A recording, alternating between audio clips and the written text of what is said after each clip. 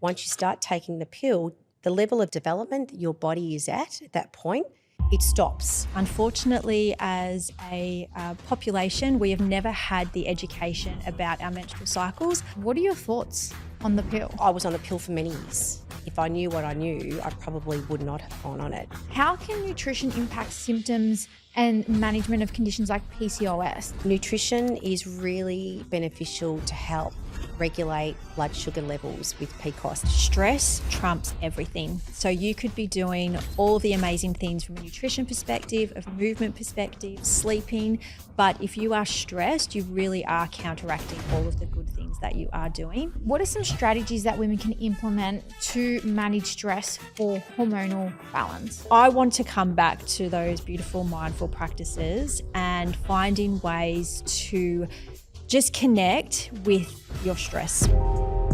Welcome back to the Chew on This podcast. I am so excited for this episode. I have Nat and Lisa here, who are health and lifestyle coaches with a wealth of experience and knowledge. They specialize in women's health. They essentially empower women to embrace their higher potential when it comes to their confidence and their health. Today, we'll be discussing eating for your cycle. Nat and Lisa, thank you for joining me today. Thanks for having us. Thank you so much. I'm so excited. You're my first Melbourne guest. So really excited to be in this new studio. So background will be very different for those that are watching the podcast. But I'm just super interested in diving right into this topic because I know we've got limited time and so much to discuss. So first question, I really want to understand, what are the essential steps you would recommend to women that want to better their understanding and connect with their menstrual cycle? Great question, I will say. And the number one thing is educate yourself. Unfortunately, as a population, we have never had the education about our menstrual cycles other than the very basic specifics that we're going to have a period and the whole basis is around getting pregnant and having kids essentially in the future.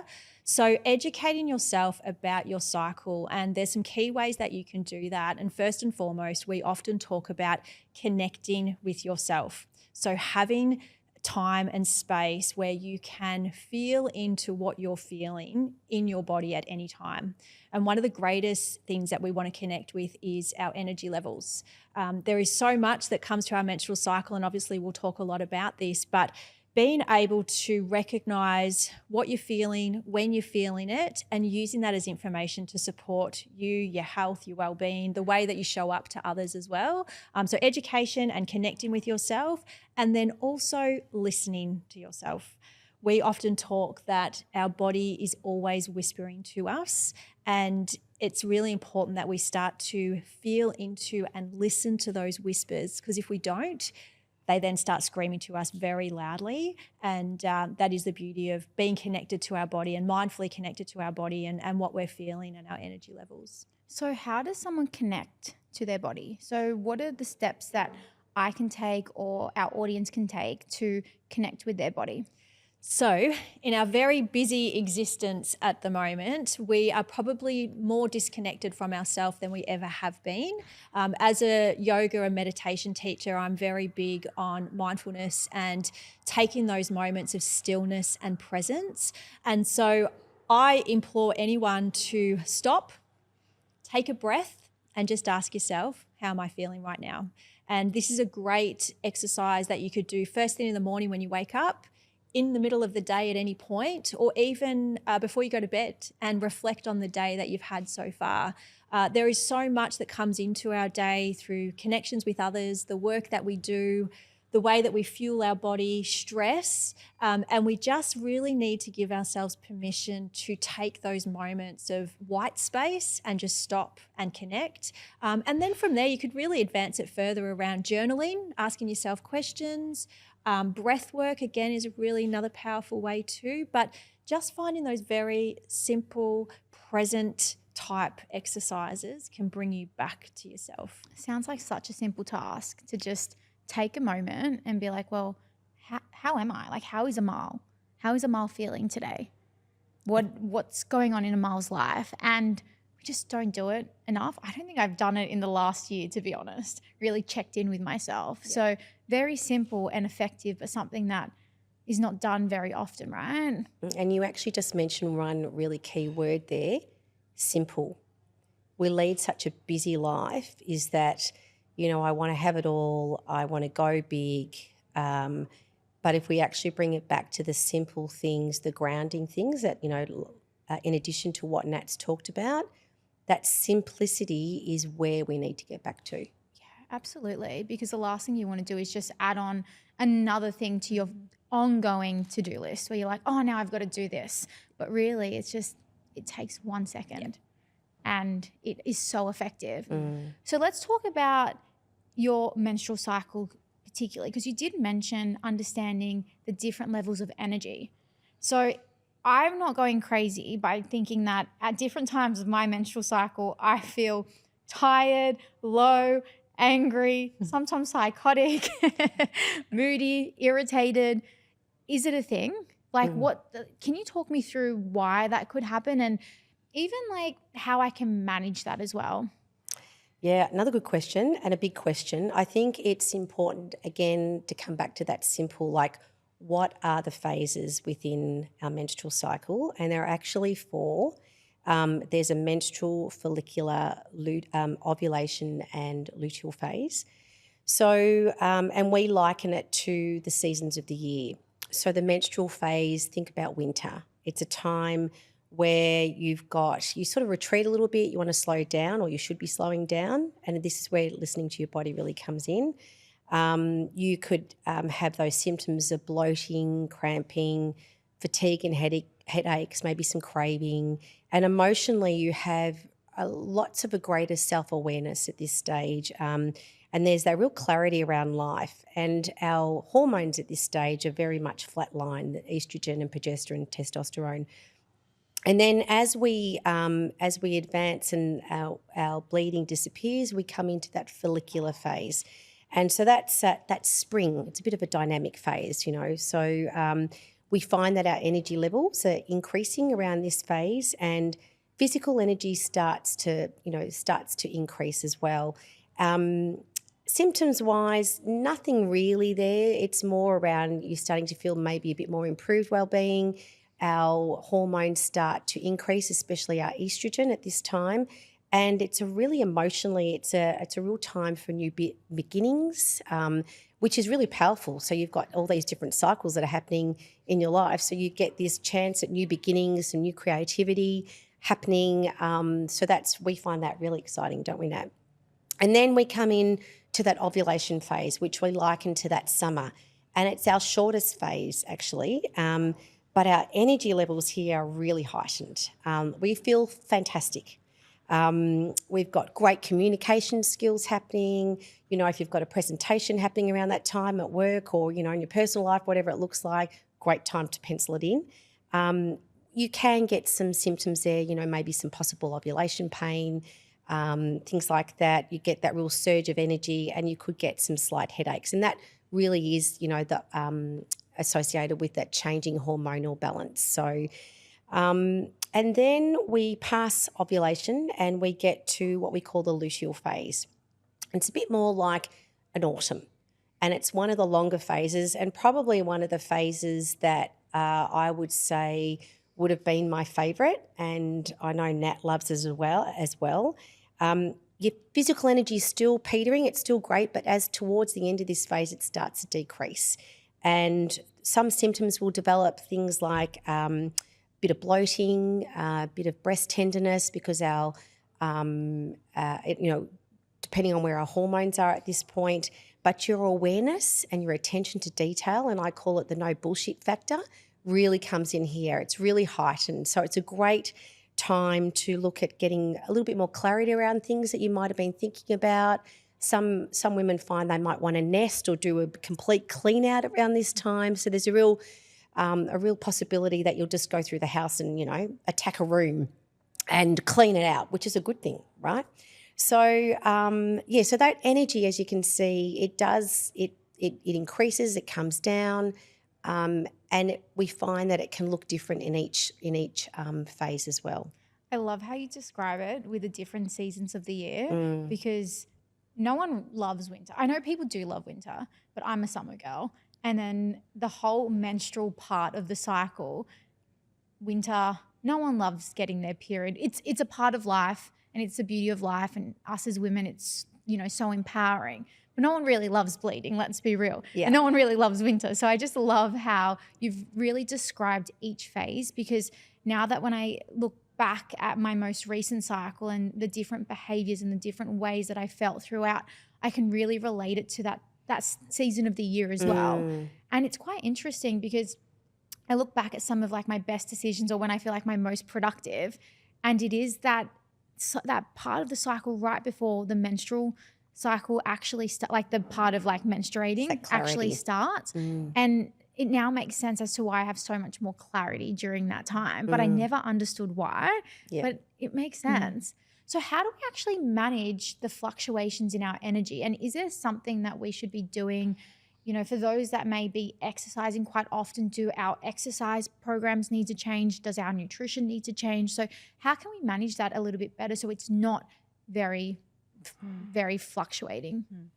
Can I just add in, probably before Lise jumps in, is the tracking our menstrual cycle, one of the greatest gifts it gives us is permission to rest, to embrace the high energy, to embrace our cycle, and to actually love our bleed phase, if I can, without going to... I'm just going to say report card. Yes, without going too woo-woo. But I often share that my period comes and goes without even battering an eyelid, I will say, because I'm so deeply connected to my cycle and where I'm at. And I'm someone who used to try and push away my period, and I just hated everything about it. And that's probably another story for another podcast, but I hated everything about it until I started tracking my cycle.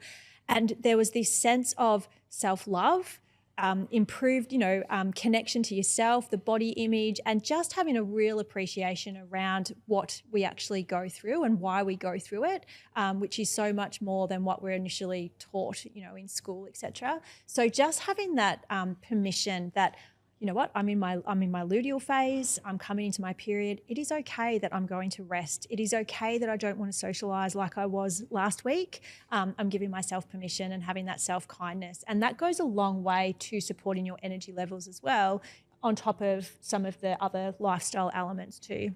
I'm just going to tell everyone I'm in my luteal, how do you say it? Luteal phase every week. So if I try and get out of doing my socializing, I have a reason why. Well, and you make a really good point, because depending on so in your spring, your summer, you feel fabulous. You want to smash it out. You want to say yes to everything, right? So we often say, be careful what you're saying yes to, that depending on where you find yourself at that actual appointment or that, that commitment that you've made, because you actually might want to say no. So this is where actually tracking your cycle becomes really powerful. So if you get an invitation to something and you're in your spring or your summer, you think, yeah, I want to go to that. But hang on, let me just mentally check where that's going to land. Because if you're landing towards the end of your luteal phase, coming into your menstruation phase, you're not going to feel much like socializing. And that goes hand in hand with your energy. So if you sort of think about your energy and your exercise levels, it's sort of like that little bell curve almost. So as you end your menstruation, you're coming into spring, your summer, you're more likely to go for that jog or that run or try a new type of activity or exercise, or want to exercise with friends, and you'll really smash it out. But as you get to that luteal and you sort of go on that, I don't want to say downward because I don't want to present it as a negative idea, but you're just going downwards from a point of view is your kind of energy is starting to peter. So the type of exercise you might be doing, not so much smash it out in a run, but you might opt more for a yoga type exercise, or a slow yoga, or something's maybe a walk instead of a run that you smash out. But again, it's around listening to your body. I actually hear of a lot of women that find that they can start jogging again towards the end of their menstrual phase, because they're starting to feel more alive, more energized. So really, we've got a bit of a base here, but again, listen to your body and what it's telling you that it would like to do. And I know that when I started doing this work, I used to be a runner. Nat still runs. And I could never work out why I could smash out a run so well one week, but just really struggle another. And then when you make that correlation, you go, wow, that's the reason why. And it's that simple. Yeah. You know, it's not an excuse. It's just really understanding your physiology and your biology of how your beautiful body was meant to work. And we tend to push that away. And that's where it's really sad that we can't actually, you know, we're not really harnessing our body and what it does. Yeah. So true. And it allows us to show ourselves kindness because you're right. There may be weeks where you have that high energy, you're able to perform better at the gym. And then at other particular weeks of your cycle, you may not want to go and do a high intensity workout. And you're like, well, where's my motivation? Why don't I have the energy to do it? But understanding your cycle will allow you to show more kindness to yourself because you're like, okay, well, I'm in this particular week. I know my energy is going to be quite flat. So it's okay if instead of my run, I do go for a longer walk. And the thing that we find that a lot of women feel really guilty that they've got these thoughts that, oh, I can't do it. But we want to flip that on its head. It's not guilt. It's actually about leaning in to where you're at. Yeah, absolutely. It's funny because I track my menstrual cycle for very different reasons. I do it just so I know like when I'm actually going to get my period because then it changes, you know, or affects like when I go for my laser appointment or something like that, right? Yeah. But I've never really thought about tracking it to really monitor my energy levels or how I'm going to feel. But it makes sense because that should then impact my decisions when it comes to socializing, my exercise, even my nutrition, because I know that you tend to get hungrier and require more calories during the time of when you do enter the menstrual phase. And leading up to it. Yeah. I do have a question for you, Nat. You did say something that was quite powerful about getting to the point that you are now where you get your period and nothing changes. It just comes and it goes and life still goes on. It doesn't impact or affect you. How long did it take to get to that point and how did you get there? It took a long time, right? So I just share my personal story. I got my period at 10 years old. I was in grade 5 and that was really traumatic for me as a young girl. And I had the conversation with my mum, but that really did fuel my relationship with my period up into my teens and my 20s. And I actually couldn't wait to get on the pill to just stop having a period. I came off it when I had my daughter, and for me, I just wanted to connect back to my body because I had an appreciation of, wow, look at what my body has gone through. I had no idea around the phases. And, you know, I'm a keen runner and my running really has been a catalyst for me in coming to my body and connecting with my body. And I do marathon running. And probably a real pivotal point for me was a few years ago when I was doing one of my marathons and I sent my menstrual cycle details to my run coach. And I said, this is where I'm at. And so he completely navigated my training based on where I was in my cycle. And that was a real eye-opener to me. Even though I'd been tracking for a little bit prior to that, I'd never actually fully utilized it to the sense of, you know, athlete and running. And that really was such a great moment where I'm like, wow, this is amazing because I've moved, I've fueled my body, I've rested when I've needed to rest. And most of all, I've had kindness and just no guilt or no angst around my period. And for me as well, having a young daughter, she's nearly 10. And so we've had the wonderful conversation a couple of months ago. And it's been really important for me that I have been able to express a positivity around my period and really emphasize that body image and that self-love. And I said to her before we had the conversation and I read a book, I said to her, I just want you to know that what I'm going to tell you is really important, but your body is amazing. And as a girl who will be a woman, it is phenomenal what our body can do. And I've just grown to love and appreciate just this untapped potential that all of us have, that we just have not been given the education. There's been a bit of a disservice to us as women and just no understanding or love for it really. Oh yeah, absolutely. You spoke about the pill, which is something that I'd love to dive into. What are your thoughts on the pill? Because you do mention that you had taken it when you were younger to really not suppress, but to try and stop your period from coming because you didn't really understand, you know, your cycles or had that connection with your body. And I know a lot of women that are listening to this podcast are probably doing the same thing. So what are your thoughts on the pill? I'll jump in before Lisa answers because she usually talks about this one. And we both say, if only we knew then what we know now. I'm so excited for you to touch on this then. There is no way that I would have gone on the pill. But, you know, in hindsight, it's, you know, hindsight's a wonderful thing and we can look back. But, you know, we now feel that we've got a service to educate young women now about their bodies. Look, you know, it definitely comes down to a personal decision at the end of the day.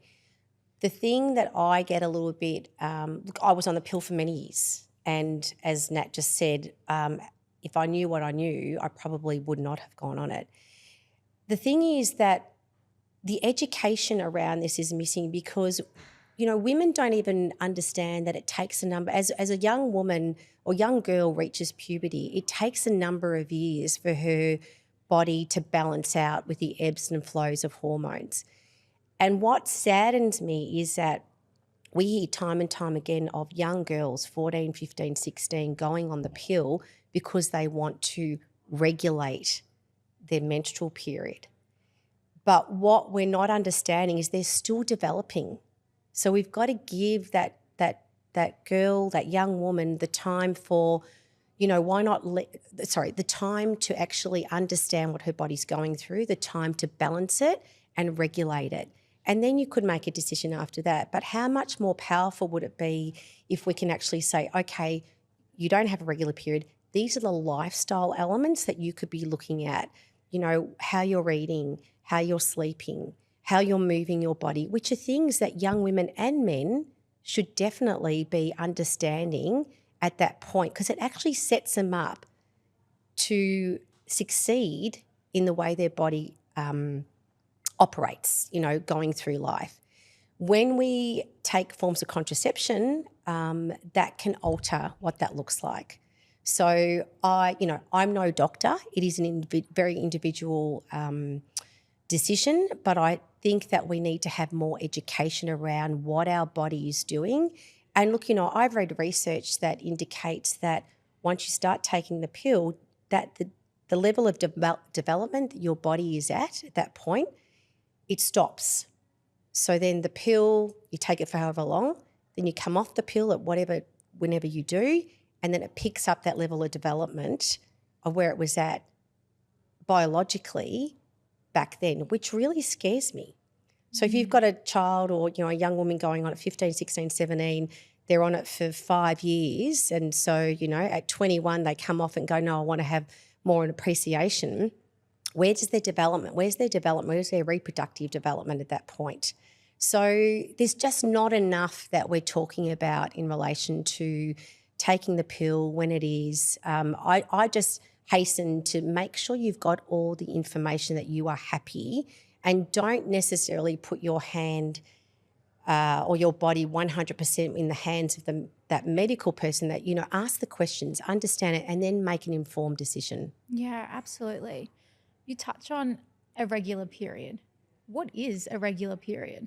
Yeah, look, a regular period, I mean, I mentioned report card before, and the fact that you get your period on time within that sort of, you know, that cyclical days that is you know, very much for you is really important, because if you're getting a healthy period, you know that things are pretty much working really well within your body. You know, it could be anywhere from 24 to 32 days for some, you know, depending on where. So we want a healthy period that's following those elements that I spoke about before. And, you know, you've got those ebbs and flows of energy, understanding, you know, a healthy period is understanding that your energy it works differently, as we spoke about before. And it's just honouring, I think, that your body is working really well. If you're having something where you're having a lot of symptoms, like a lot of bloating, a lot of breast tenderness, you know, there's elements that you don't accept that that's the norm. And I think in this day and age, we're accepting a lot of symptoms as being the norm. And I would just hasten to add that they're not normal if it's over and above. You need to have a look at the why. What am I doing differently? And it comes down to a lot of those we operate on that physical, mental, emotional, spiritual pillars. And if one of them's not in check, it's highly likely it's affecting the other pillars as well. So we tend to, as women, come back to the physical pillar. Am I sleeping well? Am I eating well? And that's often the first place that women will go to. Am I moving my body well? We've become so busy that movement gets taken off we should be booking it into our diary like we do a meeting and getting out and moving a body, even if it's just a walk. Are we spiritually and emotionally working well? And they all go towards having a normal period. So we come at it from a lifestyle point of view, but it's very much around the simplicity of the things that we look at to know I'm not feeling great. Let me stop and have a think around what are the pillars that are not working for me. And I was just going to add in too, another key thing is stress as well. Yes. We know that we are more stressed and burnt out than we have ever been.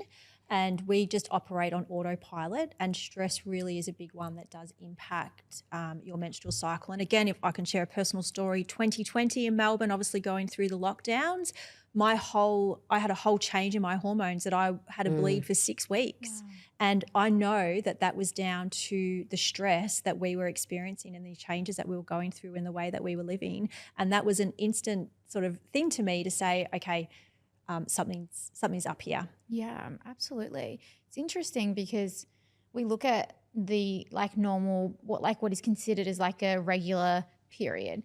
But what you touched on, Lisa, was quite interesting when you said, don't accept things that are just too much as the norm. You're bloating, if it's insanely painful, or your breast tenderness or whatever it may be, that is not normal. So although they are symptoms of a particular cycle of your menstrual cycle, a particular phase of your menstrual cycle, don't accept that as the norm, because it shouldn't be you shouldn't be putting up with it. And that comes back to that listening and that understanding and, being really in touch with your body. Yeah. And I think there's so much, that's normal. You just disregard it. It's not normal. Yeah. And that's, it comes back to that busy lifestyle. So let's flip it and talk about irregular periods. So I have a lot of women that talk about not getting their period anymore, or having their period too often. So they may get their period every 2 weeks or not at all. What do you think could be the factors that actually cause that? There's a few things at play here. And again, taking it from a lifestyle point of view, it could be depending on, a woman could be starting perimenopause. So there's one of the big symptoms of perimenopause is that irregularity of periods is pretty much one of the telltale signs. I know for me that was definitely, a big telltale sign for me. If you're not getting a period, you could be over-exercising. You could be experiencing stress. You may not be eating to fuel your body. We know that, women that might have eating disorders, that's what they'll lose, because they're obviously not fueling their body appropriately, and a whole lot of other stuff that's coming into it. So there's a number of things there that are not the regular things, everyday things that are happening. So you've really got to look at it. And a big one is for women over-exercising, especially women that are, athletes or have a huge exercise regime. They can lose their period, but definitely stress comes into it as well. Let's talk about food and the role it plays in regulating and impacting our hormonal balance. So should our nutrition be altered at the different stages of our cycle throughout the month? Yes, absolutely. So we talked about the different phases. So it does tweak a little bit through that. So obviously in our menstrual phase where, there's quite a lot of blood loss, so we want to concentrate on iron-rich foods that are going to help replenish that. And, iron also gives you energy, helps with that energy element. There and other things like anti-inflammatory foods that can be incorporated into your diet at that time, and staying really well hydrated to alleviate bloating and things like that. And, we're all guilty, aren't we? never drink enough water, except Nat's, she's good with drinking her water. It's a work in progress for me, right? So, and then in that follicular phase, we're starting to, think about the spring. So what kind of foods do you like in spring? So some of those light foods, salads are beautiful, lightly sautéed vegetables. Think about some nuts and seeds, lean proteins. They really go really, really well. And then during that ovulation, similar types of foods, but also want to do that anti-inflammatory element because there's a lot going on with your body going into that ovulation time. Think about things like berries, fatty fish, your salmons, vegetables as well, because we've got this heightened estrogen that's coming into our bodies around ovulation. And once we've used that estrogen, we want to get rid of it. So, eating fibre-filled veggies to keep you regular is really important. And it's a big bugbear of mine because women do not eat enough vegetables, and fibre is, if there's one thing I can say out of today, fibre is your friend, and just working out ways that you can get that through your whole cycle each month or whenever it comes through is really important. And then when we hit the luteal phase, and I think you might have mentioned it before, but we get this insane, probably, I wouldn't say insane, but for a lot of women it can be insane urge to want to eat more carbohydrate-filled foods. And this is good because if you think about it, our luteal phase is where we're preparing our body for a possible implantation of an egg. So we want to have really great foods and nutrients that are going to sustain and develop an embryo. And of course, if that doesn't happen, we go into menstruation. But we want to opt for really healthy, complex carbohydrates that can really fuel that, because there's a lot of guilt around, I want to eat more carbohydrates by women because we've got this low carb mentality that's happening, right? So, think bananas, think chickpeas, vegetables, sweet potatoes. I would just hasten to make the type of carbohydrate that you eat is a healthy one. Has it come from a ground, a tree, an animal? That's pretty much what I use as a really sounding, simple place in which to launch from. So, we could do a whole podcast on that. But there's some of the types of foods that, you sort of start off baseline, spring and summer, lighter foods, and as you're coming into that luteal, it's more heavier type foods, but there's a reason behind that. And I will often say to women, that's okay if you've got a carbohydrate hankering. Just honour it and work out what it is and make a great choice around it and get rid of this guilt. It plays out. I see it on TikToks, I see it on Instagram, and we've got to really remove that. So would you say period cravings are a real thing? Absolutely. Yeah. And that's because our body's preparing for baby making? Yeah. So that's the reason why? It. Yeah, that's it. So, I think any cravings that you have, not just in that luteal phase, but like I know that I will have a craving. I don't get a period anymore, but I still have cravings to have bowls of salad. And and your body's really smart. That's its way of saying that I need these type of nutrients. These are the kinds of things: magnesium, vitamin B, vitamin C, all those things, all those nutrients. That's where the listening really comes into it. I'm glad you mentioned fiber and water, because fiber is something that we talk about a lot, and fiber has so many benefits, particularly with keeping you fuller for longer as well. Yes. Like, not only is it good for your digestive system, but it just keeps you fuller for longer. And a lot of people neglect their fiber intake. They're not getting enough of the good stuff, their veggies and so on. So I'm so glad that you touched on that, but also water. Do not underestimate what water and good hydration can do to you and like your body, but also your bloating. It helps reduce your water retention, which can be a major cause of bloating as well. So I'm super glad that you touched on that during that phase of the cycle. So I just want to ask one question about this, because I know that a few of our listeners will be experiencing something like this, but how can nutrition impact symptoms and management of conditions like PCOS? Yeah. So we know it's common for women with PCOS to experience menstrual irregularities, I'll get that word out, insulin resistance, they have weight management and fertility changes. So looking at it in its basic form, nutrition is really beneficial to help regulate blood sugar levels with PCOS, and that's we don't want this up and down roller coaster. So a diet that is low in refined carbohydrates but high in those complex carbohydrates is really helpful, and also provides, again, that fiber. So we want to manage those insulin levels. We want to reduce the symptoms, and I call it that humming along of that blood sugar. We don't want these highs and lows. So again, it's coming back to, good quality proteins, good quality carbohydrates, healthy fats. It's the way, when you look at PCOS and a whole lot of other conditions that we might encompass, it's going back to that real food, and I call it just eat real food, that JERF mentality, and those macronutrient rock stars of protein, fats and carbohydrates. And if you're making healthy choices, you can bet your bottom dollar that it's going to support PCOS. It's actually going to support blood sugar levels. It's going to support chronic health issues. We're seeing a high incidence of heart disease earlier and earlier, and then that rears its head once women get into menopause because of the change in hormones. So if we can start off on a really good regime of actually making some healthy choices that aren't too hard, they're right in front of you at the supermarket in that healthy food section.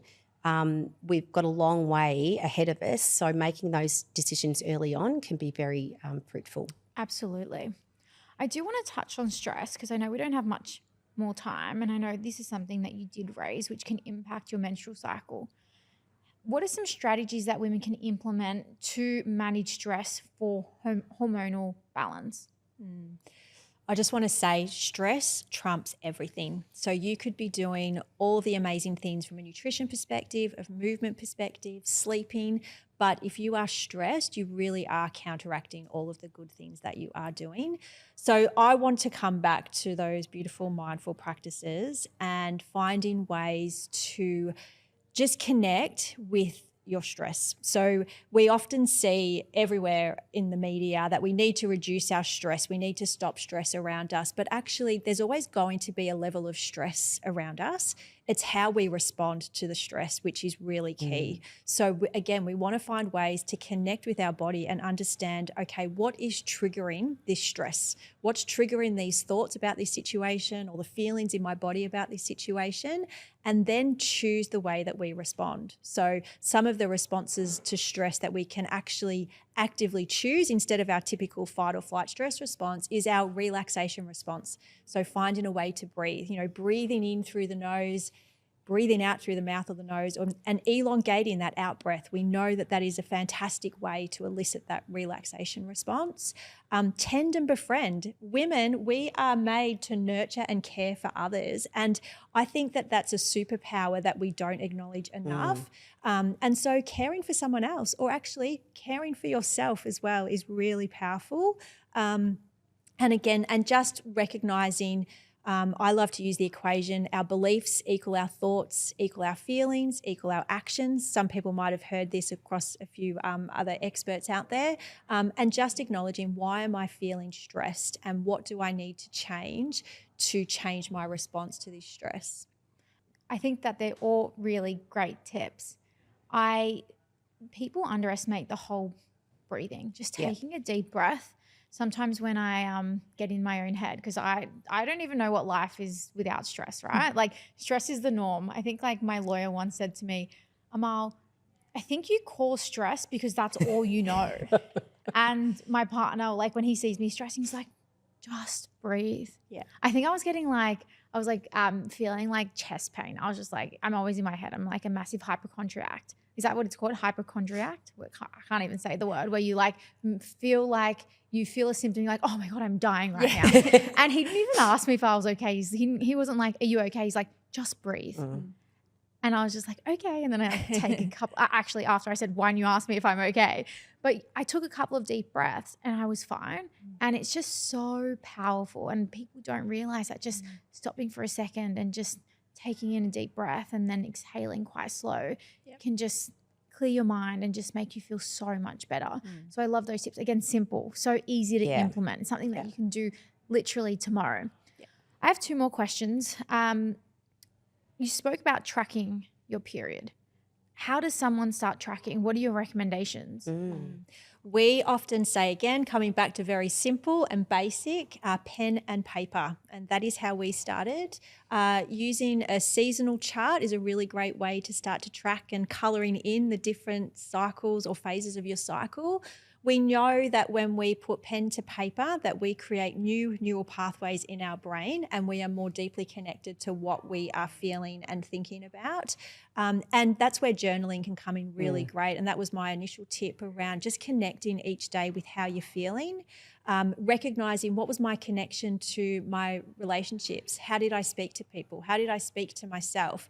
What am I feeling in my body? Where were my thoughts? So just lots of questions. And then, once you get a real deep connection to yourself, then look at a cycle tracking app. There's lots out there, and just using that to help you acknowledge, okay, giving some numbers, giving some, finite details around, okay, this is where I'm at in my cycle. But I think pen and paper, coming back to basics, is a great way. Yeah, absolutely. What about for busy women that are like, I don't have time to do that? Would you just recommend getting onto an app that just tracks it for you and you just punch in a few details and it's there? Yeah, look, there's nothing wrong with an app, definitely not. It's a great way to start. Just, we come back to the basics just in terms of it's nice to have that mind-body connection to where you are in your cycle. And even if it is just a minute, just again, like breathing, how am I feeling today? Absolutely. So just to end this podcast, what are 3 tips or pieces of advice that you would give to women who may be struggling with their body image or their relationship with their body to start fostering a more positive and nurturing connection with themselves? Well, I've got one, and then Lisa's probably got hers as well. There's got to be a level of acceptance that this is my physiology, this is my experience as a woman. And, there's so much ingrained taboo, a lot of fear, embarrassment, disgustedness about our bodies. And when we can peel away all of those strong feelings and that ingrained stigma and bring a sense of acceptance, we can actually see it for what it is and start to love it and just see it as part of our existence. So definitely acceptance. I love that. And I'm very much about being kind to yourself, because we tend to be kind to everyone else except ourselves, and being patient, but also having the confidence to speak where you're coming from and not worry about what other people's thoughts are going to be around, I've decided to start tracking my cycle, because there's so much power in that. So have the confidence, patience and kindness around how you can actually support your own self-care and your own body. And I was going to jump in with one other one. Be curious as well around where this information can take you and what this awareness can actually do for you. Because I know, Lisa and I, we've got some big, audacious personal and professional goals. And I know without a doubt that without being connected to our body, we wouldn't be on the trajectory that we are. So being curious around where this information can take you and how it can support your relationships, open communication with people in your life, at work, and just curiosity is a big one. Absolutely. All really great tips. Thank you so much. Natalie and Lisa, thank you so much for joining me on this podcast. I love chatting about this. There are so many insightful things that have been mentioned and great tips that you've shared that I know our audience can literally start as of tomorrow. So thank you so much. I appreciate having you both on. Thanks for having us. Thank you so much for tuning into this episode of Chew on This. I hope you enjoyed it as much as I loved being a part of it, and I'll see you at the next one.